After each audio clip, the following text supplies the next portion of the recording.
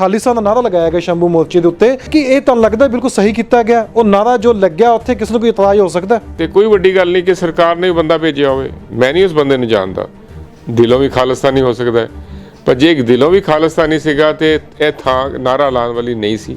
ਕਿਉਂਕਿ ਸ਼ੰਭੂ ਮੋਰਚੇ ਦੀ ਜਿਹੜੀ ਉਸ ਪਾਰਟਿਕੂਲਰ ਉਸ ਜਗ੍ਹਾ ਤੇ ਜਿਹੜਾ ਮੋਰਚਾ ਚੱਲ ਰਿਹਾ ਹੈ ਉਹ ਕਾਫੀ ਕਾਮਯਾਬ ਹੋ ਰਿਹਾ ਸੀਗਾ। ਜਿੰਨੀਆਂ ਉੱਥੇ ਸਪੀਚਸ ਹੁੰਦੀਆਂ ਉਹ ਸ਼ੰਭੂ ਚੌਂਕੀ ਦੇ ਵਿੱਚ ਰਿਕਾਰਡ ਵੀ ਹੋ ਰਹੀਆਂ ਹੋਣਗੀਆਂ, ਕਿਉਂਕਿ ਇੰਟੈਲੀਜੈਂਸ ਏਜੰਸੀਜ਼ ਇਸ ਤਰ੍ਹਾਂ ਹੀ ਆਪਰੇਟ ਕਰਦੀਆਂ ਨੇ। ਫਿਰ ਵੀ ਉਹਦਾ ਕੋਈ ਮਤਲਬ ਨਹੀਂ ਸੀ ਬੰਦਾ ਜਾ ਕੇ ਖਾਲਿਸਤਾਨ ਦਾ ਨਾਰਾ ਲਗਾਵੇ, ਕਿਉਂਕਿ ਜਿਹੜੀ ਉੱਥੇ ਕਾਨਫਰੰਸ ਹੈਗੀ ਹੈ ਉਹ ਖਾਲਿਸਤਾਨ ਦੇ ਮੁੱਦੇ ਤੇ ਨਹੀਂ ਹੈ ਕਿ ਕਿਤੇ ਵੀ ਖਾਲਿਸਤਾਨ ਦਾ ਨਾਰਾ ਅਭੀ ਸ਼ਰਤ ਹੈ ਕਿ ਵਾਇਲੈਂਸ ਨਾ ਹੁੰਦੀ ਹੈ, ਜੇ ਲਗਾ ਦਈਏ ਇਹ 'ਚ ਪੁਲਿਸ ਕੋਈ ਐਕਸ਼ਨ ਲੈ ਸਕਦੀ ਹੈ। ਸੁਪਰੀਮ ਕੋਰਟ ਨੇ ਕਿਹਾ ਕਿ ਨਾਰੇ ਲਗਾਣੇ ਜਾਂ ਖਾਲਿਸਤਾਨ ਮੰਗਣਾ ਗੈਰ ਕਾਨੂੰਨੀ ਨਹੀਂ ਹੈ, ਪਰ ਉਹਦੇ ਵਾਸਤੇ ਤੁਸੀਂ ਜਿਹੜਾ ਹੈਗਾ ਵਾਇਲੈਂਸ ਨੂੰ ਪ੍ਰੀਚ ਜੇ ਕਰਦੇ ਹੋ ਤਾਂ ਉਹ ਗੈਰ ਕਾਨੂੰਨੀ ਹੋਏਗਾ। ਝੰਡੇ ਲਗਾਉਣ ਦੇ ਵੀ ਕੋਈ ਵਾਇਲੈਂਸ ਕ੍ਰੀਏਟ ਹੁੰਦੀ ਹੈ, ਇਸ ਉੱਪਰ ਵੀ ਪੁਲਿਸ ਕੋਈ ਕਰ ਸਕਦਾ ਹੈ ਫਾਇਦਾ ਜੀ? ਹਾਂ, ਨਾਰਾ ਹੋਵੇ ਝੰਡਾ ਹੋਵੇ ਕੋਈ ਫਰਕ ਨਹੀਂ ਪੈਂਦਾ, ਬਟ ਪ੍ਰੋਬਲਮ ਇਹ ਆਉਂਦੀ ਕਿ ਜਦੋਂ ਉਹਨਾਂ ਬੰਦਿਆਂ ਦੇ ਘਰ ਰਿਕਵਰੀ ਹੁੰਦੀ ਹੈ ਤੇ ਕਿਸੇ ਦੇ ਘਰੋਂ ਦੇਸੀ ਕੱਟਾ ਮਿਲ ਗਿਆ, ਹਥਿਆਰ ਮਿਲ ਗਿਆ, ਉਹ ਫਿਰ ਵਾਇਲੈਂਸ ਨਾਲ ਜੁੜ ਜਾਂਦਾ। ਫਿਰ ਯੁਵਾਪਾ ਨੂੰ ਲੈ ਕੇ ਨੌਜਵਾਨ ਚੱਕੇ ਜਾ ਰਹੇ ਨੇ, ਫਿਰ ਕਾਨੂੰਨ ਕਿਸ ਤਰੀਕੇ ਨਾਲ ਸਾਨੂੰ ਇਹ ਕਹਿੰਦਾ ਵੀ ਹਾਂ ਵੀ ਕੋਈ ਬੰਦਾ ਵਾਇਲੈਂਸ ਕਰ ਰਿਹਾ ਉਹਨੂੰ ਯੁਵਾਪਾ ਲਵਾ ਕੇ ਭੇਜ ਦਿਓ ਜੇਲ੍ਹ ਵਿੱਚ? ਸਿੰਪਲ ਯੁਵਾਪਾ ਇਸ ਗੱਲ ਤੇ ਨਹੀਂ ਲੱਗਦੀ ਵੀ ਰੈਫਰੈਂਡਮ 2020 ਹੋਵੇ, ਠੀਕ ਹੈ ਜੀ। ਉਹ ਕੇਸਿਸ ਨਹੀਂ ਚੱਲਣਗੇ। ਜੇ ਰਜਿਸਟਰ ਵੀ ਹੋ ਗਏ ਨੇ ਤੇ ਹਾਈ ਕੋਰਟ ਉਹਨਾਂ ਨੂੰ ਖਤਮ ਕਰ ਦੇਗੀ ਜਾਂ ਟ੍ਰਾਇਲ ਕੋਰਟ ਖਤਮ ਕਰ ਦੇਗੀ ਜਾਂ ਸੁਪਰੀਮ ਕੋਰਟ ਖਤਮ ਕਰ ਦੇਗੀ। ਕਿ ਖੁਦ ਮੁਖਤਿਆਰੀ ਦਾ ਮਤਲਬ ਖਾਲਿਸਤਾਨ ਹੈ। ਤਾਂ ਹੀ ਜਿਹੜਾ ਹੈਗਾ ਸਰ ਜਰਨੈਲ ਸਿੰਘ ਹੋਰਾਂ ਨੂੰ ਵੀ ਜਦੋਂ ਪੁੱਛਿਆ ਗਿਆ ਵੀ ਤੁਸੀਂ ਖਾਲਿਸਤਾਨ ਮੰਗਦੇ ਹੋ, ਉਹ ਕਹਿੰਦੇ ਮੈਂ ਨਹੀਂ ਮੰਗਦਾ, ਜੇ ਮੈਨੂੰ ਦੇ ਦਿੱਤਾ ਜਾਏਗਾ ਤੇ ਮੇਰਾ ਇਨਕਾਰ ਹੀ ਨਹੀਂ ਆ। ਗੱਲ ਕੀਤੀ ਜਾ ਰਹੀ ਆ ਰਿਹਾ ਵੀ 1 ਕਰੋੜ ਦਾ ਜੁਰਮਾਨਾ ਲਗਾਇਆ ਜਾ ਰਿਹਾ। ਜੇ ਕੱਲ ਨੂੰ ਕੋਈ ਕਿਸਾਨ ਉੱਠ ਕੇ ਕਹਿ ਦਿੰਦਾ ਕਿ ਜੇ ਮੇਰੀ ਪਰਾਲੀ 'ਚ ਧੂੰਆਂ ਨਿਕਲਦਾ, ਫਿਰ ਜਿਹੜੀ ਫੈਕਟਰੀਆਂ ਲੱਗੀਆਂ ਨੇ ਉਸ 'ਚ ਧੂੰਆਂ ਨਿਕਲਦਾ ਤੇ ਉਸ ਚੀਜ਼ ਨੂੰ ਫਿਰ ਲੈ ਕੇ ਅੱਗੇ ਕੋਈ ਕੇਸ ਦਰਜ ਕੀਤਾ ਜਾ ਸਕਦਾ, ਫਿਰ ਕਿਸਾਨ ਉਹਦੀ ਪ੍ਰੋਟੈਸਟ ਕਰਨਗੇ ਇਸ ਚੀਜ਼ ਲੈ ਕੇ। ਪੰਜਾਬ ਦੇ ਵਿੱਚ ਇਸ ਸਮੇਂ ਕਿਸਾਨਾਂ ਦਾ ਮੁੱਦਾ ਭਖਿਆ ਹੋਇਆ ਹੈ। ਬਿੱਲਾਂ ਨੂੰ ਲੈ ਕੇ ਕਿਸਾਨ ਲਗਾਤਾਰ ਹੀ ਪ੍ਰੋਟੈਸਟ ਕਰ ਰਹੇ ਨੇ, ਤਾਂ ਦੂਸਰੇ ਪਾਸੇ ਇੱਕ ਆਵਾਜ਼ ਆਉਂਦੀ ਹੈ ਸ਼ੰਭੂ ਮੋਰਚੇ ਦੇ ਵਿੱਚੋਂ ਖਾਲਿਸਤਾਨ ਦੀ, ਯਾਨੀ ਕਿ ਉੱਥੇ ਕੁਝ ਦਿਨ ਪਹਿਲਾਂ ਹੀ ਖਾਲਿਸਤਾਨ ਦਾ ਇੱਕ ਨੌਜਵਾਨ ਜੋ ਕਿ ਨਾਰਾ ਲਗਾ ਦਿੰਦਾ ਹੈ ਤੇ ਉਸ ਤੋਂ ਬਾਅਦ ਉਸਨੂੰ ਪੁਲਿਸ ਦੇ ਹਵਾਲੇ ਕਰ ਦਿੱਤਾ ਜਾਂਦਾ ਹੈ। ਖੁਦ ਮੁਖਤਿਆਰੀ ਦੀ ਗੱਲ ਆਉਂਦੀ ਹੈ, ਅਨੰਦਪੁਰ ਸਾਹਿਬ ਮਤੇ ਦੀ ਵੀ ਗੱਲ ਹੁੰਦੀ ਹੈ, ਚਰਚੇ ਵੀ ਚੱਲਣ ਲੱਗ ਪਏ ਨੇ, ਪਰ ਇਸ ਸਭ ਤੋਂ ਸਿੱਟਾ ਕੀ ਨਿਕਲਿਆ? ਇਹ ਚਰਚਾ ਦੇ ਵਿੱਚੋਂ ਆਖਿਰ ਵਿੱਚ ਹੱਥ ਪੱਲੇ ਕੀ ਪਿਆ ਪੰਜਾਬ ਦੇ? ਅਨੰਦਪੁਰ ਸਾਹਿਬ ਮਤੇ ਦੀ ਗੱਲ ਚੱਲਦੀ ਹੈ, ਖੁਦ ਮੁਖਤਿਆਰੀ ਦੀ ਗੱਲ ਆ ਜਾਂਦੀ ਹੈ ਕਿ ਪੰਜਾਬ ਆਪਣੀ ਭੂਮਿਕਾ ਖੁਦ ਚੁਣੇ, ਪੰਜਾਬ ਆਪ ਇੱਥੇ ਜੋ ਹੈ ਜੋ ਸਾਡੇ ਲੀਡਰ ਹੈਗੇ ਨੇ ਉਹ ਖੁਦ ਪੰਜਾਬ ਦੇ ਲੋਕਾਂ ਦੀ ਗੱਲ ਕਰਨ। ਦੂਸਰੇ ਪਾਸੇ ਜਦੋਂ ਖਾਲਿਸਤਾਨ ਦਾ ਨਾਮ ਆ ਜਾਂਦਾ ਕਿਤੇ ਨਾ ਕਿਤੇ ਏਜੰਸੀਆਂ ਵੀ ਸਤਰਕ ਹੋ ਜਾਂਦੀਆਂ ਨੇ, ਤੇ ਦੂਸਰੇ ਪਾਸੇ ਯੁਵਾਪਾਂ ਨੂੰ ਲੈ ਕੇ ਜਿਸ ਤਰੀਕੇ ਨਾਲ ਆਪਾਂ ਦੇਖਿਆ ਪਹਿਲਾਂ ਵੀ ਨੌਜਵਾਨ ਜਿਹੜੇ ਨੇ ਪੁਲਿਸ ਨੇ ਘਰੋਂ ਚੁੱਕੇ ਨੇ। ਹੁਣ ਸਭ ਤੋਂ ਵੱਡਾ ਸਵਾਲ ਹੈ ਕਿ ਕਿਸੇ ਸਭਾ ਦੇ ਵਿੱਚ ਜਾ ਕੇ, ਕਿਸੇ ਧਰਨੇ ਦੇ ਵਿੱਚ ਜਾ ਕੇ ਜੇ ਖਾਲਿਸਤਾਨ ਦਾ ਨਾਰਾ ਲੱਗ ਜਾਂਦਾ ਹੈ, ਉਸ ਉੱਪਰ ਕੀ ਇਤਰਾਜ਼ ਹੋ ਸਕਦਾ ਹੈ? ਉਹ ਇਤਰਾਜ਼ ਕਿਹਨੂੰ ਹੋ ਸਕਦਾ ਹੈ? ਕੀ ਨਾਰਾ ਲਗਾਉਣਾ ਵਾਜਬ ਹੈ? ਕਿ ਖਾਲਿਸਤਾਨ ਦਾ ਸ਼ਬਦ ਜਿਹੜਾ ਹੈ ਉਹ ਕਿਤੇ ਵੀ ਵਰਤਣਾ ਸਹੀ ਹੈ ਜਾਂ ਗਲਤ ਹੈ? ਆਪਾਂ ਸੰਵਿਧਾਨ ਦੇ ਤਹਿਤ ਰਹਿ ਕੇ ਗੱਲ ਕਰਾਂਗੇ। ਸਾਡੇ ਨਾਲ ਇਸ ਸਮੇਂ ਮੌਜੂਦ ਨੇ ਐਡਵੋਕੇਟ ਨਵਕਿਰਨ ਸਿੰਘ। ਆਪਾਂ ਉਹਨਾਂ ਕੋਲ ਜਾਣਾਂਗੇ ਕਿ ਜੋ ਉੱਥੇ ਨੌਜਵਾਨ ਨੇ ਕੀਤਾ ਉਹ ਸਹੀ ਕੀਤਾ, ਕਿ ਆਉਣ ਵਾਲੇ ਸਮੇਂ ਦੇ ਵਿੱਚ ਕੋਈ ਖਾਲਿਸਤਾਨ ਦਾ ਨਾਰਾ ਲਗਾ ਦਿੰਦਾ ਹੈ ਕਿ ਉਹ ਸਹੀ ਹੋਏਗਾ। ਇਸ ਚੀਜ਼ 'ਤੇ ਚਰਚਾ ਕਰਾਂਗੇ। ਸਭ ਤੋਂ ਵੱਡੀ ਚਰਚਾ ਇਹ ਰਹੇਗੀ ਕਿ ਜੇ ਖਾਲਿਸਤਾਨ ਦਾ ਨਾਰਾ ਲੱਗ ਜਾਂਦਾ ਉੱਥੇ ਪੁਲਿਸ ਤੇ ਏਜੰਸੀਆਂ ਸਤਰਕ ਕਿਉਂ ਹੋ ਜਾਂਦੀਆਂ ਨੇ? ਪੁਲਿਸ ਦੇ ਕੰਨਾਂ ਵਿੱਚ ਆਵਾਜ਼ ਪੈਂਦੀ ਤਾਂ ਨੌਜਵਾਨ ਨੂੰ ਪਕੜ ਕੇ ਲੈਂਦੀਆਂ ਨੇ। ਸਾਨੂੰ ਮੌਜੂਦ ਨਵਕਿਰਨ ਸਿੰਘ ਜੀ, ਅਸਲ ਵਿੱਚ ਪਹਿਲਾ ਸਵਾਲ ਇਹੀ ਹੈ ਕਿ ਜਿਸ ਤਰੀਕੇ ਨਾਲ ਖਾਲਿਸਤਾਨ ਦਾ ਨਾਰਾ ਲਗਾਇਆ ਗਿਆ ਸ਼ੰਭੂ ਮੋਰਚੇ ਦੇ ਉੱਤੇ, ਪਰ ਮੇਰਾ ਸਵਾਲ ਹੈ ਕਿ ਇਹ ਤੁਹਾਨੂੰ ਲੱਗਦਾ ਬਿਲਕੁਲ ਸਹੀ ਕੀਤਾ ਗਿਆ? ਉਹ ਨਾਰਾ ਜੋ ਲੱਗਿਆ ਉੱਥੇ ਕਿਸੇ ਨੂੰ ਕੋਈ ਇਤਰਾਜ਼ ਹੋ ਸਕਦਾ? ਦੇਖੋ ਜੀ, ਪਹਿਲੀ ਗੱਲ ਤਾਂ ਹੈਗੀ ਹੈ ਕਿ ਸਪੋਜ਼ ਤੁਸੀਂ ਖਾਲਿਸਤਾਨ ਦੇ ਧਾਰਨੀ ਹੈਗੇ ਹੋ, ਜੇ ਤਾਂ ਕਿਧਰੇ ਖਾਲਿਸਤਾਨ ਦੀ ਕਾਨਫਰੰਸ ਹੋ ਰਹੀ ਹੈ, ਤੁਸੀਂ ਉੱਥੇ ਜਾ ਕੇ ਖਾਲਿਸਤਾਨ ਦਾ ਨਾਰਾ ਲਗਾਉਂਦੇ ਹੋ, ਜਾਂ ਉਹ ਕਾਨਫਰੰਸ ਤੁਹਾਡੀ ਆਪਣੀ ਹੈ ਤੁਸੀਂ ਉੱਥੇ ਲਗਾਉਂਦੇ ਹੋ, ਤੇ ਇਹਦੇ ਵਿੱਚ ਕੋਈ ਗੱਲ ਗਲਤ ਨਹੀਂ ਹੈ, ਕਾਨੂੰਨ ਦੇ ਦਾਇਰੇ 'ਚ ਵੀ ਆਉਂਦੀ ਹੈ। ਤੇ ਠੀਕ ਹੈ, ਜਿਹੜੇ ਲੋਕ ਚਾਹੁੰਦੇ ਨੇ ਵੀ ਸਿੱਖਾਂ ਦਾ ਵੱਖਰਾ ਰਾਜ ਹੋਵੇ, ਵੱਖਰਾ ਘਰ ਹੋਵੇ, ਉਸ ਗੱਲ ਤੇ ਕਿੰਤੂ ਪਰੰਤੂ ਹੋ ਸਕਦਾ ਹੈ, ਲੇਕਿਨ ਜਿਹੜੀ ਹੱਕਾਂ ਦੀ ਗੱਲ ਹੈਗੀ ਹੈ ਉਹ ਕਾਨੂੰਨ ਦੇ ਦਾਇਰੇ 'ਚ ਆਉਂਦੀ ਹੈ। ਹੁਣ ਦੇਖਣ ਵਾਲੀ ਗੱਲ ਹੈ ਕਿ ਇੱਕ ਸ਼ਖਸ ਆ ਕੇ ਸ਼ੰਭੂ ਮੋਰਚੇ ਦੇ ਜਿਹੜੀ ਸਟੇਜ ਹੈ, ਜਿਹੜੀ ਕਿ ਫਾਰਮਰਸ ਐਜੀਟੇਸ਼ਨ ਹੈਗੀ ਹੈ, ਤੇ ਫਾਰਮਰਸ ਐਜੀਟੇਸ਼ਨ ਦੇ ਬੇਸ ਤੇ ਜਿਹੜੇ ਬਿੱਲਾਂ ਦੇ ਖਿਲਾਫ ਵਿਰੋਧ ਹੋ ਰਿਹਾ ਹੈ, ਉਹਨਾਂ ਬਿੱਲਾਂ ਦੇ ਖਿਲਾਫ ਵਿਰੋਧ ਦੇ ਵਿੱਚ ਇਹ ਵੀ ਗੱਲ ਉੱਥੋਂ ਨਿਕਲ ਕੇ ਆ ਰਹੀ ਹੈ ਵੀ ਜਿਹੜੀਆਂ ਸਟੇਟਸ ਨੇ ਉਹ ਉਨੀਆਂ ਪਾਵਰਫੁਲ ਨਹੀਂ ਹੈਗੀਆਂ ਨੇ, ਤੇ ਜਿਹੜੀ ਸੈਂਟਰਲ ਸਟੇਟ ਰਿਲੇਸ਼ਨਸ਼ਿਪ ਹੈ ਉਹਨੂੰ ਰੀਡਿਫਾਈਨ ਕਰਨ ਦੀ ਲੋੜ ਹੈ, ਤੇ ਜਿਹੜਾ ਫੈਡਰਲ ਸਟਰਕਚਰ ਹੋਣਾ ਚਾਹੀਦਾ ਹੈ। ਬੜੀ ਅੱਛੀ ਗੱਲ ਹੈ, ਐਸੇ ਮੌਕੇ ਗੱਲ ਹੋਈ, ਕਿਉਂਕਿ ਅੱਗੇ ਪਾਣੀਆਂ ਦਾ ਮਸਲਾ ਵੀ ਸੀਗਾ, ਉਹ ਵੀ ਪੈਂਡਿੰਗ ਪਿਆ ਹੈ, ਤੇ ਕਿਤੇ ਨਾ ਕਿਤੇ ਇਹ ਗੱਲ ਮੰਨਣ ਵਿੱਚ ਆਉਂਦੀ ਹੈ, ਤੇ ਪੰਜਾਬੀਆਂ 'ਚ ਧਾਰਨਾ ਵੀ ਹੈ ਵੀ ਪੰਜਾਬ ਨੂੰ ਵਾਈਟ ਰੈਵੋਲੂਸ਼ਨ ਤੇ ਗ੍ਰੀਨ ਰੈਵੋਲੂਸ਼ਨ 'ਚ ਵਰਤਿਆ ਗਿਆ। ਪਾਣੀ ਦਾ ਲੈਵਲ ਇੰਨਾ ਲੋ ਹੋ ਗਿਆ, ਉਧਰੋਂ ਕੈਂਸਰ ਜਿਹੜਾ ਹੈਗਾ ਵੱਧ ਗਿਆ, ਇੰਨੇ ਅਸੀਂ ਫਰਟੀਲਾਈਜ਼ਰ ਪਾਏ। ਸੋ ਕਿਤੇ ਨਾ ਕਿਤੇ ਇਹ ਖੁਦ ਮੁਖਤਾਰੀ ਦੀ ਜਿਹੜੀ ਗੱਲਾਂ ਹੋ ਰਹੀਆਂ ਬੜੀ ਵਾਜਬ ਸੀ। ਉਸ ਜਗ੍ਹਾ ਤੇ ਜਾ ਕੇ ਕਿਸੇ ਦਾ ਖਾਲਿਸਤਾਨ ਦਾ ਨਾਅਰਾ ਲਾਣਾ ਮੇਰੇ ਖਿਆਲ ਵਾਜਬ ਨਹੀਂ ਸੀਗਾ, ਕਿਉਂਕਿ ਇਹ ਵੀ ਹੋ ਸਕਦਾ ਹੈ ਕਿ ਉਹ ਸਰਕਾਰੀ ਬੰਦਾ ਹੋਵੇ, ਕਿਉਂਕਿ ਸ਼ੰਭੂ ਮੋਰਚੇ ਦੀ ਜਿਹੜੀ ਉਸ ਪਾਰਟਿਕੂਲਰ ਉਸ ਜਗ੍ਹਾ ਤੇ ਜਿਹੜਾ ਮੋਰਚਾ ਚੱਲ ਰਿਹਾ ਹੈ ਉਹ ਕਾਫੀ ਕਾਮਯਾਬ ਹੋ ਰਿਹਾ ਸੀਗਾ, ਐਂਡ ਉਹ ਫਾਰਮਰਸ ਐਜੀਟੇਸ਼ਨ ਦੇ ਵਿੱਚੋਂ ਖੁਦ ਮੁਖਤਿਆਰੀ ਦੇ ਵੱਲ ਜਾ ਰਿਹਾ ਸੀ। ਹੁਣ ਜਿਹੜੀ ਇੰਟੈਲੀਜੈਂਸ ਏਜੰਸੀਜ਼ ਹੈ, ਕਿਉਂਕਿ ਜਿਹੜਾ ਸ਼ੰਭੂ ਦੀ ਪੁਲਿਸ ਚੌਂਕੀ ਹੈ ਉਹ ਬਿਲਕੁਲ ਉਹਦੇ ਨਾਲ ਹੈ, ਕੋਈ ਇਹ ਨਹੀਂ ਕਿ ਚੌਂਕੀ ਦੂਰ ਹੈਗੀ ਹੈ, ਚੌਂਕੀ ਬਿਲਕੁਲ ਨਾਲ ਹੈ। ਮੈਨੂੰ ਲੱਗਦਾ ਵੀ ਇਹ ਵੀ ਜ਼ਰੂਰੀ ਹੋਏਗਾ ਕਿ ਜਿੰਨੀਆਂ ਉੱਥੇ ਸਪੀਚਸ ਹੁੰਦੀਆਂ ਉਹ ਸ਼ੰਭੂ ਚੌਂਕੀ ਦੇ ਵਿੱਚ ਰਿਕਾਰਡ ਵੀ ਹੋ ਰਹੀਆਂ ਹੋਣਗੀਆਂ, ਕਿਉਂਕਿ ਇੰਟੈਲੀਜੈਂਸ ਏਜੰਸੀਜ਼ ਇਸ ਤਰ੍ਹਾਂ ਹੀ ਓਪਰੇਟ ਕਰਦੀਆਂ ਨੇ। ਹੁਣ ਸਪੋਜ਼ ਕਿਸੇ ਦਾ ਇੱਕ ਕਾਮਯਾਬ ਐਜੀਟੇਸ਼ਨ ਚੱਲ ਰਹੀ ਹੈ, ਤੁਸੀਂ ਉਸ ਐਜੀਟੇਸ਼ਨ ਨੂੰ ਚਾਹੁੰਦੇ ਹੋ ਵੀ ਡੀਰੇਲ ਕਰੀਏ, ਤੇ ਇੱਕ ਬੰਦਾ ਭੇਜ ਦਿਓ ਜਿਹੜਾ ਕਹਿੰਦੇ ਜੀ ਕਿ ਸ਼ਰਾਬ ਦੇ ਨਸ਼ੇ ਸੀਗਾ ਜਾਂ ਨਹੀਂ ਸੀਗਾ, ਇਹ ਕਿਉਂਕਿ ਇਹ ਸਾਬਤ ਨਹੀਂ ਹੋਇਆ, ਲੇਕਿਨ ਐਲੀਗੇਸ਼ਨ ਇਹ ਵੀ ਆਏ ਨੇ ਵੀ ਸ਼ਰਾਬ ਦੇ ਨਸ਼ੇ ਸੀਗਾ। ਸਪੋਜ਼ ਉਹ ਸ਼ਰਾਬ ਦੇ ਨਸ਼ੇ ਨਹੀਂ ਵੀ ਸੀਗਾ, ਫਿਰ ਵੀ ਉਹਦਾ ਕੋਈ ਮਤਲਬ ਨਹੀਂ ਸੀ ਬੰਦਾ ਜਾ ਕੇ ਖਾਲਿਸਤਾਨ ਦਾ ਨਾਅਰਾ ਲਗਾਵੇ, ਕਿਉਂਕਿ ਜਿਹੜੀ ਉੱਥੇ ਕਾਨਫਰੰਸ ਹੈਗੀ ਹੈ ਉਹ ਖਾਲਿਸਤਾਨ ਦੇ ਮੁੱਦੇ ਤੇ ਨਹੀਂ ਹੈ, ਉਹ ਫਾਰਮਰਸ ਐਜੀਟੇਸ਼ਨ ਹੈ, ਫਾਰਮਰਸ ਦੀ ਰਾਈਟਸ ਦੀ ਹੈਗੀ ਹੈ, ਕਿਵੇਂ ਉਹਨਾਂ ਦੇ ਰਾਈਟਸ ਨੂੰ ਪ੍ਰੋਟੈਕਟ ਕੀਤਾ ਜਾਵੇ। ਵੱਧ ਤੋਂ ਵੱਧ ਖੁਦ ਮੁਖਤਾਰੀ ਵੱਲ ਜਾ ਰਹੀ ਹੈ, ਤੇ ਵੱਧ ਤੋਂ ਵੱਧ ਉੱਥੇ ਇਹ ਵੀ ਗੱਲ ਹੋ ਰਹੀ ਹੈ ਵੀ ਸਾਨੂੰ ਆਲਟਰਨੇਟ ਲੱਭਣਾ ਪਏਗਾ ਕਿ ਪੋਲਿਟਿਕਸ ਦੇ ਵਿੱਚ ਵੀ ਅਸੀਂ ਵਿਚਰ ਸਕੀਏ, ਤੇ ਕੁਝ ਬੰਦੇ ਐਸੇ ਹੋਣ ਜਿਹੜੇ ਕਿ ਇਲੈਕਸ਼ਨ ਲੜਨ, ਤੇ ਕੁਝ ਸੋਸ਼ਲ ਬੰਦੇ ਐਸੇ ਹੋਣ ਜਿਹੜੇ ਉਹਨਾਂ ਤੇ ਕੁੰਡਾ ਰੱਖ ਸਕਣ।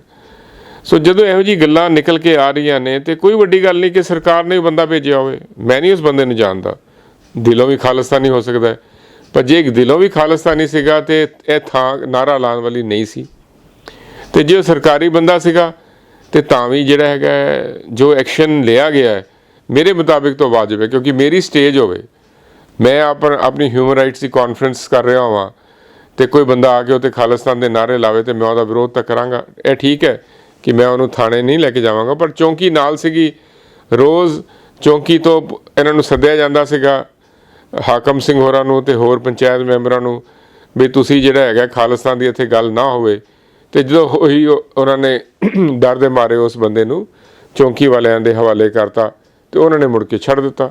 ਸੋ ਗੱਲ ਤਾਂ ਇੰਨੀ ਕੁ ਹੈਗੀ ਹੈ। ਹੁਣ ਗੱਲ ਕਰੀਏ ਆਪਾਂ, ਜਦੋਂ ਵੀ ਮੈਂ ਇੱਕ ਸਿੰਪਲ ਜਿਹਾ ਇੱਕ ਸੌਖਾ ਜਿਹਾ ਸਵਾਲ ਹੈ ਕਿ ਹਿੰਦੁਸਤਾਨ ਦੇ ਵਿੱਚ ਕਿਤੇ ਵੀ ਕੋਈ ਧਰਨਾ ਚੱਲ ਰਿਹਾ, ਤਾਂ ਜਿਵੇਂ ਤੁਸੀਂ ਜ਼ਿਕਰ ਕੀਤਾ ਕਿ ਕਿਤੇ ਵੀ ਕੋਈ ਧਰਨਾ ਚੱਲ ਰਿਹਾ ਵੀ ਉੱਥੇ ਖਾਲਿਸਤਾਨ ਦਾ ਨਾਰਾ ਲਾਉਣਾ ਵਾਜਬ ਨਹੀਂ ਹੈ, ਕਿ ਕਿਤੇ ਵੀ ਖਾਲਿਸਤਾਨ ਦਾ ਨਾਰਾ ਵੀ ਸ਼ਰਤ ਹੈ ਕਿ ਵਾਇਲੈਂਸ ਨਾ ਹੁੰਦੀ ਹੈ, ਵੀ ਜੇ ਲਗਾ ਦਈਏ ਇਹ 'ਚ ਪੁਲਿਸ ਕੋਈ ਐਕਸ਼ਨ ਲੈ ਸਕਦੀ ਹੈ? ਦੇਖੋ, ਸੁਪਰੀਮ ਕੋਰਟ ਦੀ ਜਜਮੈਂਟ ਹੈਗੀ ਹੈ ਬਲਵੰਤ ਸਿੰਘ ਟੋਰੇ ਦੇ ਨਾਂ ਦੀ। ਬਲਵੰਤ ਸਿੰਘ ਟੋਰੇ ਨੇ 1984 ਦੇ ਵਿੱਚ ਨੀਲਮ ਸਿਨੇਮਾ ਚੰਡੀਗੜ੍ਹ ਦੇ ਅੱਗੇ ਨਾਅਰੇ ਲਗਾਏ, ਜਿਹੜੇ ਕਿ ਅਲਟੀਮੇਟਲੀ ਉਹ ਕੇਸ ਚੱਲਦਾ 1991 ਦੇ ਵਿੱਚ ਸੁਪਰੀਮ ਕੋਰਟ ਨੇ ਫੈਸਲਾ ਕੀਤਾ। ਸੁਪਰੀਮ ਕੋਰਟ ਨੇ ਕਿਹਾ ਕਿ ਨਾਅਰੇ ਲਗਾਣੇ ਜਾਂ ਖਾਲਿਸਤਾਨ ਮੰਗਣਾ ਗੈਰ ਕਾਨੂੰਨੀ ਨਹੀਂ ਹੈ, ਪਰ ਉਹਦੇ ਵਾਸਤੇ ਤੁਸੀਂ ਜਿਹੜਾ ਹੈਗਾ ਵਾਇਲੈਂਸ ਨੂੰ ਪ੍ਰੀਚ ਜੇ ਕਰਦੇ ਹੋ ਤਾਂ ਉਹ ਗੈਰ ਕਾਨੂੰਨੀ ਹੋਏਗਾ। ਉਸ ਜਜਮੈਂਟ ਦੇ ਬੇਸ ਤੇ ਸਾਡੀ ਹਾਈ ਕੋਰਟ ਨੇ ਕਮ ਸੇ ਕਮ 20 ਕੇਸ ਡਿਸਾਈਡ ਕੀਤੇ ਨੇ, 10-12 ਮੈਂ ਵੀ ਕਰਾਏ ਨੇ, ਮਾਨ ਦਲ ਦੇ ਬੰਦੇ ਵੀ ਸੀਗੇ, ਦਲ ਖਾਲਸਾ ਵਾਲਿਆਂ ਦੇ ਵੀ ਬੰਦੇ ਸੀਗੇ, ਉਹਦੇ ਦਲਜੀਤ ਸਿੰਘ ਬਿੱਟੂ ਹੋਰਾਂ ਦੇ 5 ਪ੍ਰਧਾਨੀ ਦੇ ਗਰੁੱਪ ਦੇ ਵੀ ਬੰਦੇ ਸੀਗੇ, ਜਿਹੜੇ ਲੋਕ ਖਾਲਿਸਤਾਨ, ਜਿਹੜੀ ਜਥੇਬੰਦੀਆਂ ਖਾਲਿਸਤਾਨ ਦੇ ਡਿਮਾਂਡ ਕਰ ਰਹੀਆਂ ਨੇ, ਮੈਂ ਉਹਨਾਂ ਦਾ ਵਕੀਲ ਰਿਹਾ। ਅਸੀਂ ਹਾਈ ਕੋਰਟ ਤੇ ਸੁਪਰੀਮ ਕੋਰਟ ਤੋਂ ਉਹਨਾਂ ਦੇ ਕੇਸ ਜਿੱਤੇ ਨੇ। ਸੋ ਡਿਮਾਂਡ ਬਿਲਕੁਲ ਇਲੀਗਲ ਨਹੀਂ ਹੈ ਜੇ ਤੁਸੀਂ ਵਾਇਲੈਂਸ ਪ੍ਰੀਚ ਨਾ ਕਰੋ। ਜੋ ਇਹ ਤੁਸੀਂ ਹੁਣ ਆਪਾਂ ਗੱਲ ਕੀਤੀ ਸ਼ੰਭੂ ਬਾਰਡਰ ਜੇ ਫਿਰ ਨਾਅਰੇ ਲੱਗੇ ਸੀ, ਠੀਕ ਹੈ, ਉਹਨਾਂ ਦਾ ਆਪਦਾ ਮੰਚ ਹੈਗਾ ਸੀ, ਲਗਾਉਣੇ ਨਹੀਂ ਚਾਹੀਦੇ ਸੀ। ਫਿਰ ਝੰਡੇ ਦੇ ਵੀ ਸਵਾਲ ਉੱਠਦੇ ਨੇ, ਕੋਈ ਝੰਡਾ ਟਰੈਕਟਰ ਅੱਗੇ ਲਾ ਲੈਂਦਾ, ਗੱਡੀ ਤੇ ਲਗਾ ਲੈਂਦਾ, ਝੰਡੇ ਲਗਾਉਣ ਦੇ ਵੀ ਕੋਈ ਵਾਇਲੈਂਸ ਕ੍ਰੀਏਟ ਹੁੰਦੀ ਹੈ, ਇਸ ਉੱਪਰ ਵੀ ਪੁਲਿਸ ਕੋਈ ਕਰ ਸਕਦਾ ਐਫ ਆਈ ਦਾ? ਹਾਂ, ਨਾਅਰਾ ਹੋਵੇ, ਝੰਡਾ ਹੋਵੇ, ਕੋਈ ਫਰਕ ਨਹੀਂ ਪੈਂਦਾ, ਬਟ ਪ੍ਰੋਬਲਮ ਇਹ ਆਉਂਦੀ ਕਿ ਜਦੋਂ ਉਹਨਾਂ ਬੰਦਿਆਂ ਦੇ ਘਰ ਰਿਕਵਰੀ ਹੁੰਦੀ ਹੈ ਤੇ ਕਿਸੇ ਦੇ ਘਰੋਂ ਦੇਸੀ ਕੱਟਾ ਮਿਲ ਗਿਆ, ਹਥਿਆਰ ਮਿਲ ਗਿਆ, ਉਹ ਫਿਰ ਵਾਇਲੈਂਸ ਨਾਲ ਜੁੜ ਜਾਂਦਾ। ਸੋ ਜਿਨ੍ਹਾਂ ਕੇਸਿਸ ਦੇ ਵਿੱਚ ਹਥਿਆਰ ਮਿਲੇ ਨੇ ਉਹਨਾਂ ਬੰਦਿਆਂ ਕੋਲੋਂ, ਬਾਕੀ ਸਮੱਗਰੀ ਭਾਵੇਂ ਮਿਲੀ ਹੋਵੇ ਨਾ ਮਿਲੀ ਹੋਵੇ, ਜੇ ਹਥਿਆਰ ਮਿਲ ਗਏ ਨੇ, ਹੁਣ ਰੈਫਰੈਂਡਮ 2020 ਦੇ ਵਿੱਚ ਵੀ ਉਹਨਾਂ ਦੇ ਖਿਲਾਫ ਪਰਚੇ ਹੋਏ ਨੇ ਜਿਨ੍ਹਾਂ ਦੇ ਘਰੋਂ ਹਥਿਆਰ ਮਿਲੇ ਨੇ। ਨਹੀਂ, ਜਵਾਬਾਂ ਨੂੰ ਲੈ ਕੇ ਜਿਸ ਤਰੀਕੇ ਨਾਲ ਵਰਤੋਂ ਕੀਤੀ ਜਾ ਰਹੀ ਹੈ ਕਾਨੂੰਨ ਦੀ, ਉਸ ਤੋਂ ਬਾਅਦ ਆਪਾਂ ਦੇਖਿਆ ਪੰਜਾਬ 'ਚ ਨੌਜਵਾਨ ਚੱਕੇ ਜਾਂਦੇ ਨੇ, ਫਿਰ ਯੂਪੀ 'ਚ ਵੀ ਦਾਦ ਮਿਲ ਗਈ ਆਪਾਂ ਨੂੰ, ਉੱਥੇ ਵੀ ਨੌਜਵਾਨ ਚੱਕਣਗੇ।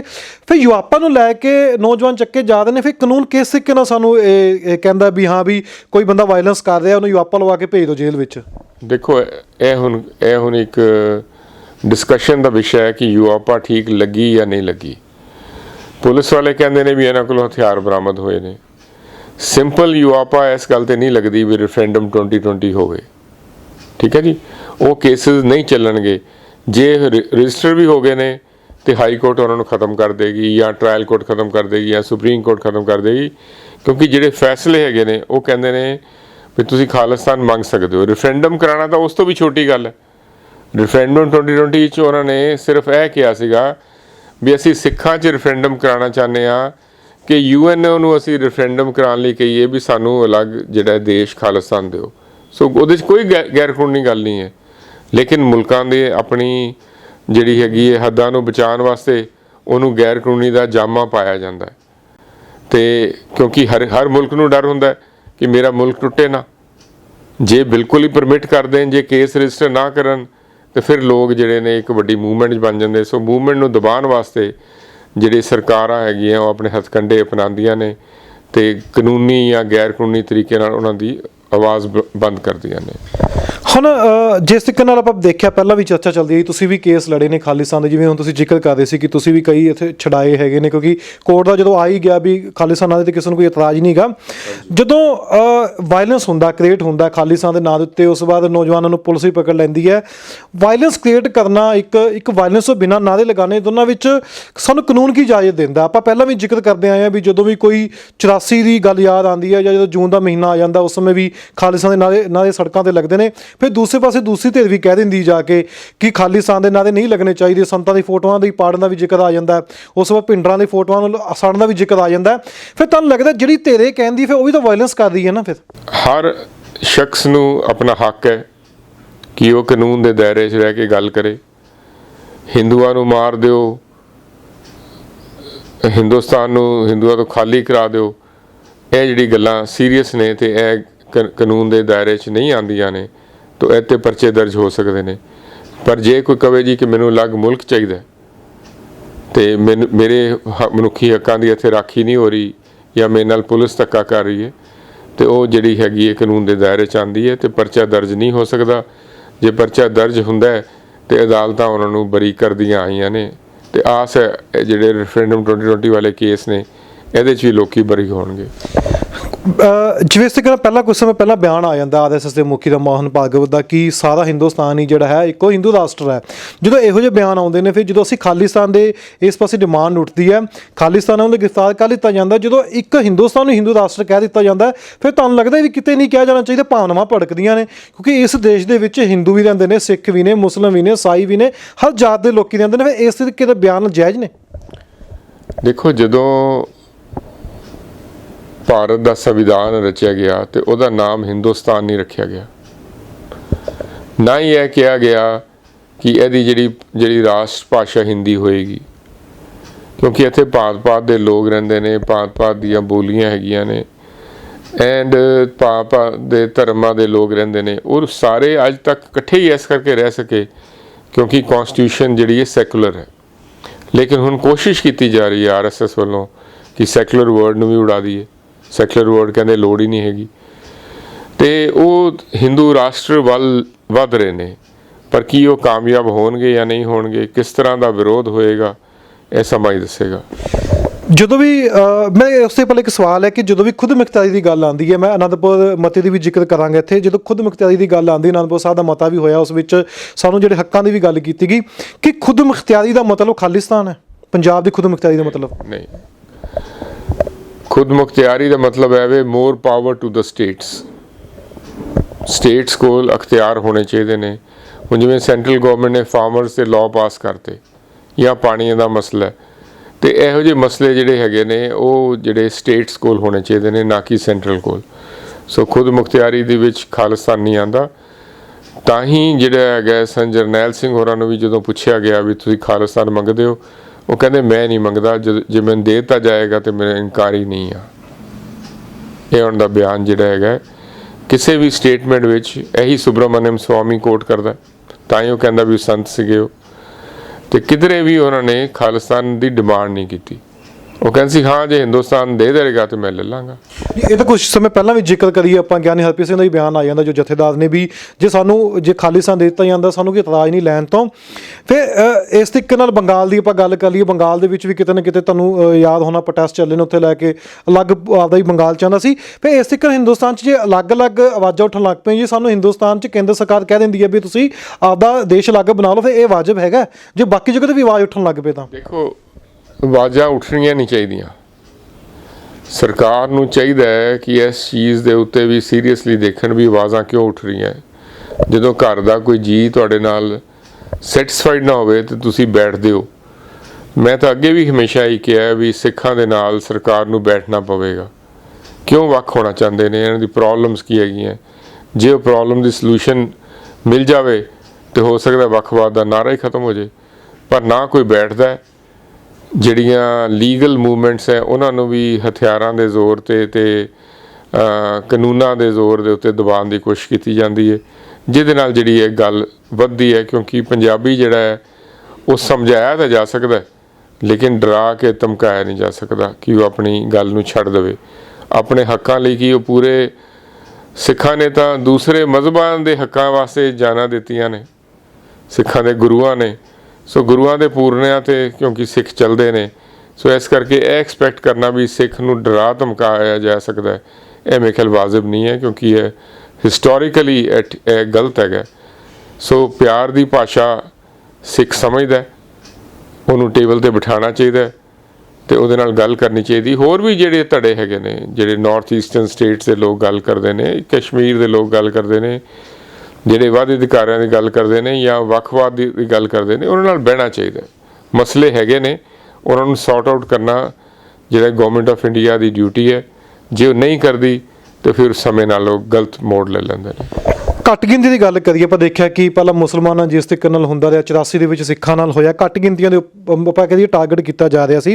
ਹੁਣ ਵੀ ਜਿਸ ਤਰੀਕੇ ਨਾਲ ਪੰਜਾਬ ਨੂੰ ਸਾਰਾ ਕਿਸਾਨਾਂ ਦੇ ਧਰਨਿਆਂ ਨੂੰ ਲੈ ਕੇ ਇੱਕ ਕੀਤਾ ਜਾ ਰਿਹਾ, ਹੁਣ ਇੱਕ ਨਵਾਂ ਕਾਨੂੰਨ ਆਰਡੀਨੈਂਸ ਵੀ ਆ ਰਿਹਾ ਕਿ ਕਿਸੇ ਨੇ ਜੇ ਪਰਾਲੀ ਨੂੰ ਅੱਗ ਲਗਾ ਦਿੱਤੀ ਤਾਂ ਉਹਦੇ 'ਚ 1 ਕਰੋੜ ਰੁਪਏ ਦਾ ਜੁਰਮਾਨਾ ਤੇ 5 ਸਾਲ ਦੀ ਸਜ਼ਾ।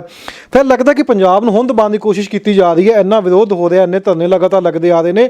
ਇਹ ਉਸ ਤੁਹਾਨੂੰ ਲੱਗਦਾ ਉਹੀ ਪੰਜਾਬ ਹੈ ਜਦੋਂ ਵੀ ਆਜ਼ਾਦੀ ਦੀ ਗੱਲ ਉੱਠੀ ਹੈ, ਜਾਂ ਹੁਣ ਖੁਦ ਮੁਖਤਿਆਰੀ ਦਾ ਵੀ ਇੱਕ ਮੈਂ ਸ਼ਬਦ ਇੱਥੇ ਯੂਜ਼ ਕੀਤਾ ਵੀ ਖੁਦ ਮੁਖਤਿਆਰੀ ਲੈਣ ਵਾਸਤੇ ਪੰਜਾਬ ਨੇ ਹਮੇਸ਼ਾ ਹੀ ਧਰਨੇ ਲਗਾਏ ਨੇ ਤਾਂ ਆਪਣਾ ਹੱਕ ਲਿਆ। ਫਿਰ ਤੁਹਾਨੂੰ ਲੱਗਦਾ ਕਿ ਕੇਂਦਰ ਸਰਕਾਰ ਨੂੰ ਕਿਤੇ ਨਾ ਕਿਤੇ ਉਹ ਪੁਰਾਣਾ ਇੱਕ ਪੰਜਾਬ ਯਾਦ ਆਉਂਦਾ ਧਰਨਿਆਂ ਵਾਲਾ, ਜਾਂ ਉਹ ਪੰਜਾਬ ਇੱਕ ਯਾਦ ਆਉਂਦਾ ਵੀ ਹਾਂ ਪੰਜਾਬ ਦੀ ਖੁਦ ਮੁਖਤਿਆਰੀ ਕਰ ਸਕਦਾ ਤੇ ਅਸੀਂ ਪੰਜਾਬ ਦੇ ਕਿਸਾਨਾਂ ਨਾਲ ਇਹੋ ਜਿਹਾ ਕੁਛ ਕੀਤਾ। 84 ਦੇ ਵਿੱਚ ਵੀ ਹੋਇਆ ਸੀ, 84 ਤੋਂ ਬਾਅਦ ਵੀ ਇੱਕ ਬੜੀ ਵੱਡੀ ਲਹਿਰ ਉੱਠ ਗਈ ਸੀ ਸਿੱਖਾਂ ਦੇ ਵਿੱਚ। ਹੁਣ ਦੁਬਾਰਾ ਇਹ ਨਜ਼ਾਰਾ ਦੇਖਣ ਨੂੰ ਪੰਜਾਬ ਦੀ ਸੜਕਾਂ ਤੇ ਮਿਲ ਰਿਹਾ। ਫਿਰ ਲੱਗਦਾ ਕਿ ਕੇਂਦਰ ਸਰਕਾਰ ਹੁਣ ਫਿਰ ਦੁਬਾਰਾ ਉਸੇ ਪੁਆਇੰਟ ਤੇ ਆ ਗਈ, ਫਿਰ ਪੰਜਾਬ ਨੂੰ ਦਬਾਉਣਾ ਚਾਹੁੰਦੀ, ਚਾਹੇ ਕਿਸਾਨਾਂ ਦੇ ਥਰੂ ਦਬਾਉਣਾ ਚਾਹੁੰਦੀ ਹੋਵੇ। ਦੇਖੋ, ਜਿਹੜੇ ਕਾਨੂੰਨ ਸੈਂਟਰਲ ਗਵਰਨਮੈਂਟ ਨੇ ਬਣਾਏ ਨੇ, ਉਹ ਜੇ ਕਿਸਾਨ ਵਿਰੋਧੀ ਹੈਗੇ ਨੇ ਤੇ ਕਿਸਾਨ ਤਾਂ ਪੂਰਾ ਹਿੰਦੁਸਤਾਨ ਦੇ ਵਿੱਚ ਹੈਗਾ, ਸਿਰਫ ਪੰਜਾਬ ਵਿਰੋਧੀ ਤਾਂ ਹੋ ਨਹੀਂ ਸਕਦੇ। ਜੇ ਪਰਾਲੀ ਸਾੜਨ ਦੀ ਗੱਲ ਹੋ ਰਹੀ ਹੈ, ਉਹ ਵੀ ਸਾਰੇ ਆਲ ਇੰਡੀਆ ਬੇਸ ਤੇ ਹੈ। ਸੋ ਇਹਨਾਂ ਚੀਜ਼ਾਂ ਦੇ ਨਾਲ ਤੁਸੀਂ ਇਹ ਨਹੀਂ ਲੈ ਸਕਦੇ ਕਿ ਪੰਜਾਬ ਨੂੰ ਦਬਾਉਣ ਦੀ ਕੋਸ਼ਿਸ਼ ਕੀਤੀ ਜਾ ਸਕਦੀ ਹੈ। ਹਾਂ, ਸਟੇਟਸ ਨੂੰ ਦਬਾਉਣ ਦੀ ਕੋਸ਼ਿਸ਼ ਕੀਤੀ ਜਾ ਸਕਦੀ ਹੈ, ਫਾਰਮਰਸ ਨੂੰ ਐਜ਼ ਅ ਕਮਿਊਨਿਟੀ ਦਬਾਉਣ ਦੀ ਕੋਸ਼ਿਸ਼ ਕੀਤੀ ਜਾ ਸਕਦੀ ਹੈ, ਲੇਕਿਨ ਸਿਰਫ ਪੰਜਾਬ ਟਾਰਗੇਟ ਹੋ ਰਿਹਾ, ਮੈਂ ਇਸ ਧਾਰਨਾ ਦਾ ਨਹੀਂ ਆ। ਹਾਲੇ ਕੋਈ ਇਸ ਤਰ੍ਹਾਂ ਦਾ ਕਾਨੂੰਨ ਨਹੀਂ ਉਹਨਾਂ ਨੇ ਬਣਾਇਆ ਜਿਹੜਾ ਪੰਜਾਬ ਸੈਂਟਰਿਕ ਹੋਵੇ ਵੀ ਸਿਰਫ ਪੰਜਾਬ ਦੇ ਉੱਤੇ ਲਾਗੂ ਹੋਏਗਾ। ਪਰਾਲੀ ਨਹੀਂ ਸਾੜਨੀ ਚਾਹੀਦੀ, ਧੂਆਂ ਹੁੰਦਾ ਹੈ, ਜਿਹੜੀ ਜ਼ਮੀਨ ਦੀ ਜਿਹੜੀ ਹੈਗੀ ਹੈ ਉਹਦੀ ਕੁਆਲਿਟੀ ਖਰਾਬ ਹੁੰਦੀ ਹੈ, ਉਹਦੇ ਤੱਤ ਖਤਮ ਹੋ ਜਾਂਦੇ ਨੇ।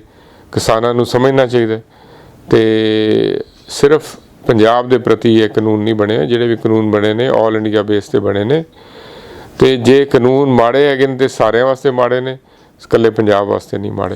ਨਹੀਂ, ਜਿਸ ਹੁਣ ਕਾਨੂੰਨ ਗੱਲ ਕੀਤੀ ਜਾ ਰਹੀ ਆ ਰਿਹਾ ਵੀ 1 ਕਰੋੜ ਦਾ ਜੁਰਮਾਨਾ ਲਗਾਇਆ ਜਾ ਰਿਹਾ, ਜੇ ਕੱਲ੍ਹ ਨੂੰ ਕੋਈ ਕਿਸਾਨ ਉੱਠ ਕੇ ਕਹਿ ਦਿੰਦਾ ਕਿ ਜੇ ਮੇਰੀ ਪਰਾਲੀ 'ਚ ਧੂੰਆਂ ਨਿਕਲਦਾ, ਫਿਰ ਜਿਹੜੀ ਫੈਕਟਰੀਆਂ ਲੱਗੀਆਂ ਨੇ ਉਸ 'ਚ ਧੂੰਆਂ ਨਿਕਲਦਾ, ਤੇ ਉਸ ਚੀਜ਼ ਨੂੰ ਫਿਰ ਲੈ ਕੇ ਅੱਗੇ ਕੋਈ ਕੇਸ ਦਰਜ ਕੀਤਾ ਜਾ ਸਕਦਾ। ਫਿਰ ਕਿਸਾਨ ਉਹਦੇ 'ਚ ਪ੍ਰੋਟੈਸਟ ਕਰਨਗੇ ਇਸ ਚੀਜ਼ ਲੈ ਕੇ।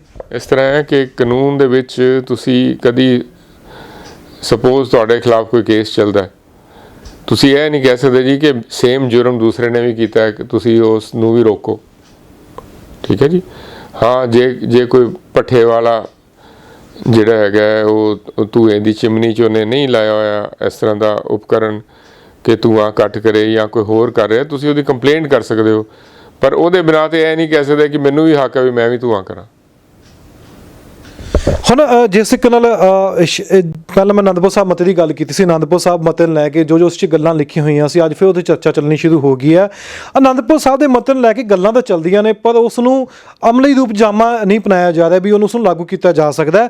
ਫਿਰ ਤੁਹਾਨੂੰ ਲੱਗਦਾ ਕਿ ਪੰਜਾਬ ਦੀ ਤੇ ਕੇਂਦਰ ਸਰਕਾਰ ਦੀ ਹਮੇਸ਼ਾ ਅਨੰਦਪੁਰ ਸਾਹਿਬ ਤੇ ਇਸ ਚੀਜ਼ ਨੂੰ ਲੈ ਕੇ ਹਮੇਸ਼ਾ ਹੀ ਟੱਕਰ ਰਹੇਗੀ, ਜੇ ਇਸ ਉੱਪਰ ਕੋਈ ਹੱਲ ਵੀ ਹੋਏਗਾ ਜਾਂ ਸਮੇਂ-ਸਮੇਂ ਦੇ ਮੁੱਦੇ ਉਬਾਲੇ ਖਾਂਦੇ ਨੇ, ਜਦੋਂ ਧਰਨੇ ਲੱਗਦੇ ਨੇ ਜਾਂ ਜਦੋਂ ਕੇਂਦਰ ਸਰਕਾਰ ਪੰਜਾਬ ਉੱਤੇ ਇਹੋ ਜਿਹਾ ਕੋਈ ਕਾਨੂੰਨ ਥੋਪ ਦਿੰਦੀ ਹੈ, ਫਿਰ ਆਵਾਜ਼ ਉੱਠਣ ਲੱਗ ਪੈਂਦੀ ਹੈ ਅਨੰਦਪੁਰ ਸਾਹਿਬ ਮਤੇ ਦੀ, ਇਹ ਕੋਈ ਹੱਲ ਵੀ ਹੋਏਗਾ, ਕਿਸੇ ਮਾਮਲੇ ਲਟਕਦੇ ਆਣਗੇ ਇੱਦਾਂ?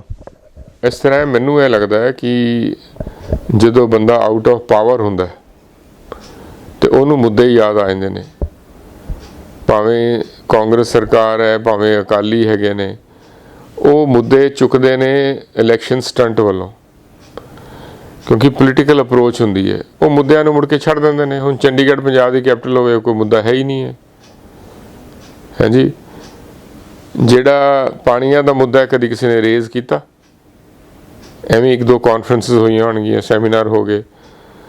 ਸੋ ਇਹ ਗੱਲਾਂ ਜਿਹੜੀਆਂ ਹੈਗੀਆਂ ਨੇ, ਸਾਡੇ ਜਿਹੜੇ ਪੋਲੀਟੀਸ਼ੀਅਨਸ ਨੇ ਉਹ ਕਰਪਟ ਨੇ, ਅਨਐਥੀਕਲ ਨੇ, ਉਹ ਮੁੱਦਿਆਂ ਨੂੰ ਚੁੱਕ ਕੇ ਲੋਕਾਂ ਦੀ ਭਾਵਨਾਵਾਂ ਨਾਲ ਖੇਡ ਕੇ ਆਪ ਪਾਵਰ 'ਚ ਆ ਕੇ ਮੁੜ ਕੇ ਮੁੱਦੇ ਪਾਸੇ ਸੁੱਟ ਦਿੰਦੇ ਨੇ। ਸੋ ਸਮੇਂ ਦੇ ਨਾਲ ਇਲੈਕਸ਼ਨ ਦੇ ਨੇੜੇ ਇਹ ਮੁੱਦੇ ਹਮੇਸ਼ਾ ਰੇਜ਼ ਹੁੰਦੇ ਨੇ, ਐਂਡ ਪੰਜਾਬ ਦੀ ਜਨਤਾ ਹੀ ਉਡੀਕ ਕਰ ਰਹੀ ਹੈ ਕਿ ਇਹ ਮੁੱਦੇ ਤਾਂ ਜਿਹੜੇ ਲੋਕੀ ਰੇਜ਼ ਕਰ ਰਹੇ ਨੇ, ਪਰ ਜਿਹੜੇ ਲੋਕ ਇਲੈਕਸ਼ਨ ਲੜ ਕੇ ਪਾਵਰ 'ਚ ਆਉਂਦੇ ਨੇ ਉਹ ਮੁੜ ਕੇ ਪੰਜਾਬ ਦੇ ਭਲੇ ਦੀ ਵੀ ਗੱਲ ਕਰਨ, ਉਹਨਾਂ ਚੰਗੇ ਬੰਦਿਆਂ ਦੀ ਉਡੀਕ 'ਚ ਪੰਜਾਬ ਹੈਗਾ। ਇਹ ਸਾਡਾ ਐਡਵੋਕੇਟ ਨਵਕੀਨ ਸਿੰਘ, ਤੁਸੀਂ ਸਾਰੀ ਗੱਲਬਾਤ ਸੁਣੀ ਹੈ ਕਿ ਜਿਸ ਤਰੀਕੇ ਨਾਲ ਇਹਨਾਂ ਨੇ ਸਾਰੀ ਸਵਾਲਾਂ ਦੇ ਜਵਾਬ ਦਿੱਤੇ ਨੇ। ਸਭ ਤੋਂ ਵੱਡਾ ਸਵਾਲ ਆਉਂਦਾ ਕਿ ਖਾਲਿਸਤਾਨ ਦੇ ਨਾਅਰੇ ਜਿਸ ਤਰੀਕੇ ਨਾਲ ਲੱਗਦੇ ਨੇ ਉਸ ਵਿੱਚ ਕੋਈ ਵੀ ਕਿਤੇ ਵਾਇਲੈਂਸ ਨਹੀਂ ਹੋਣੀ ਚਾਹੀਦੀ, ਕੋਰਟ ਨੇ ਅਧਿਕਾਰ ਵੀ ਦਿੱਤਾ ਹੈ, ਪਰ ਸਮੇਂ-ਸਮੇਂ ਤੇ ਅਨੰਦਪੁਰ ਸਾਹਿਬ ਮਤੇ ਦੀ ਵੀ ਗੱਲ ਹੁੰਦੀ ਹੈ, ਅਨੰਦਪੁਰ ਸਾਹਿਬ ਮਤਾ ਵੀ ਆ ਜਾਂਦਾ, ਕਿਉਂਕਿ ਜਿਸ ਤਰੀਕੇ ਨਾਲ ਕੇਂਦਰ ਸਰਕਾਰ ਪੰਜਾਬ ਤੇ ਬਿੱਲ ਥੋਪਦਾ, ਜਦੋਂ ਵੀ ਕੋਈ ਵੱਡਾ ਪ੍ਰੋਟੈਸਟ ਜਾਂ ਧਰਨੇ ਲੱਗਦੇ ਨੇ ਪੰਜਾਬ ਦੇ ਵਿੱਚ, ਉਦੋਂ ਹੀ ਇਹ ਗੱਲਾਂ ਕਿਉਂ ਯਾਦ ਆਉਂਦੀਆਂ ਨੇ ਕਿ ਸਾਡੀਆਂ ਰਾਜਨੀਤਿਕ ਪਾਰਟੀਆਂ ਇਸ ਚੀਜ਼ ਨੂੰ ਲੈ ਕੇ ਕਿਤੇ ਨਾ ਕਿਤੇ ਕੋਈ ਸੋਚਦੀਆਂ ਨੇ ਕਿ 2022 ਦੇ ਇਲੈਕਸ਼ਨ ਅੱਗੇ ਆਉਂਦਾ ਪਿਆ, ਉਸ ਨੂੰ ਮੁੱਦਾ ਬਣਾ ਕੇ ਹੀ ਵੋਟਾਂ ਹਾਸਲ ਕਰਨਾ ਚਾਹੁੰਦੀਆਂ ਨੇ।